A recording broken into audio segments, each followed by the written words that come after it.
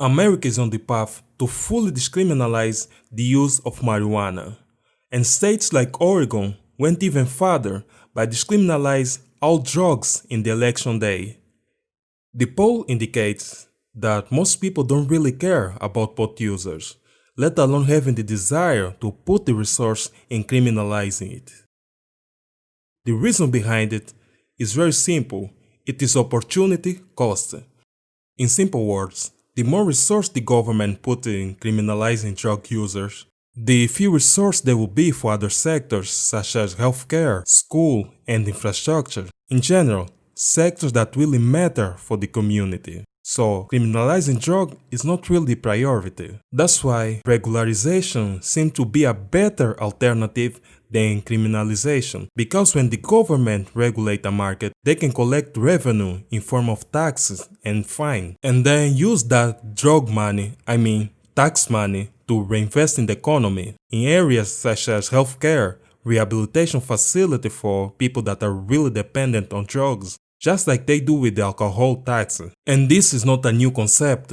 Countries like Portugal and Netherlands actually follow this path, and they actually got better results than America, and they didn't even spend $1 trillion on the wars on drugs, but they got better results than America. And actually, the number of users decreased, and the incarceration rate as well. In general, they got better results in America, and also made some profit in between, the Netherlands cookies, but that's a topic for another day. In general, it's much better to have law-abiding drug dealers than having those same drug dealers forming heavily armed cartels or gangs to fulfill the demand on the underground market. Because the demand for drugs is inelastic, which means whether the price go up or down, those customers will be there and will be willing to buy the product, just like Apple users. It was a shock. Anyway, if there's profit to be made or a profitable demand, most likely there will be people willing to fulfill those demands regardless of the law or constitution. So, whenever the government crack down a cartel or a drug lord, the demand for those products and all the profit will just be redirected to another group. And that's in a good scenario. In a bad scenario, there will be a violent struggle for power between the cartels, and this struggle for power will take many lives, even innocent ones, or it will just disintegrate into multiple fractions or cartels, and the government will have to divest even more resources to fight them. That's why criminalization of goods that have high demands never will work. This includes weed or any drug. So, regulated the market is a better solution than criminalize the market. Anyway, before we carry on, please subscribe to this channel. This is the map of the United States of America. You can see the state that decriminalized the use of recreational marijuana. Different than popular belief, California was not the first state to begin the decriminalization of marijuana. It actually was Texas. In 1973, the Texas government declared the possession of 4 ounces of weed or less a misdemeanor, and by 2020, most of states allowed use of recreational marijuana.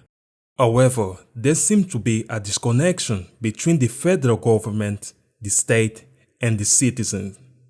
Despite state law that allowed use of marijuana, marijuana is still illegal under federal law.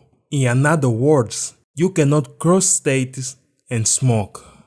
And when it comes to the citizen and the government in general, most people don't hold a negative view about the use of marijuana, let alone care.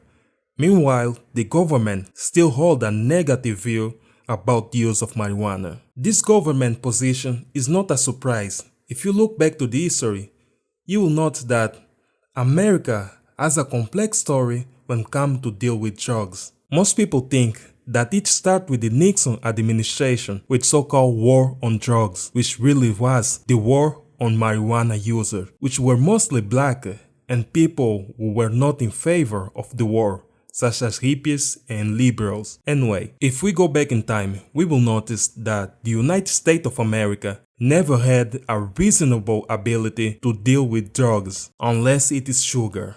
Anyway, in 1920, the US government prohibited the use and production and importation and transportation of alcoholic beverages. That was nationwide. This constitutional ban on the use of alcohol allowed the rise of insurgents such as the Italian Mafia and so famous Al Capone. Al Capone was a big drug dealer back in the day. He kinda controlled the alcohol market, and he sold fine wine and beers and some guns in between, but that's a story for another day. It took more than a decade to revert those stupid laws. And in 2019, the alcoholic and beverage sale in the United States of America reached approximately $252 billion. That's a lot of money. By looking at those factors, you might think that the government learned its lesson and finally realized that they can neither control nor criminalize supply and demand. Which they didn't. They really didn't learn a single thing. They just repeat the same nonsense with new slogan. And as usual, criminal organizations were formed to take care of the demand, and guys like Pablo Escobar and El Chapo rose to power. In case there's a decriminalization of drugs, there will be winners and losers, such as the drug dealers and the criminal organization. If drugs are legal, everyone can sell it. In the same way, we can sell other drugs like sugar, coffee, and social media. As a result, it will increase the competition and drive innovation.